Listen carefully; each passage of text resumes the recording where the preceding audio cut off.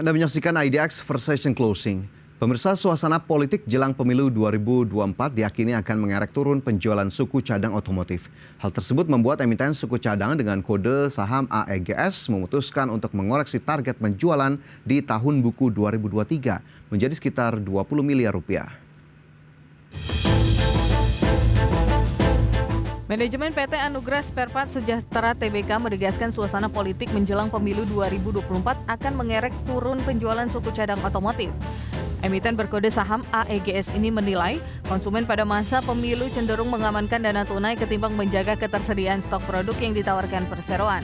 Perseroan memperkirakan bahwa tingkat penjualan di kuartal 4 2023 akan mengalami perlambatan seiring dengan menghangatnya atmosfer persaingan di tahun politik. Bila ditelisik dalam beberapa tahun belakangan, penjualan filter kendaraan bermotor menjelang tahun politik selalu mengalami penurunan dikarenakan sebagian besar konsumen pihak ketiga lebih memilih untuk menunda pembelian. Sehingga kondisi ini akan menekan penjualan produk AEGS hingga berakhirnya momentum pemilu. Setelah melakukan kalkulasi terkait potensi penjualan di sepanjang tahun ini, Perseroan memutuskan untuk mengoreksi target penjualan tahun buku 2023 menjadi sekitar 20 miliar rupiah.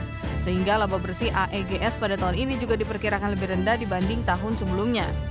Sebagai informasi, AEGS sebelumnya menargetkan penjualan tahun ini bisa mencapai 33 miliar rupiah atau mengalami kenaikan sebesar 19,48% dibandingkan dengan tahun lalu yang sebesar 27,62 miliar rupiah.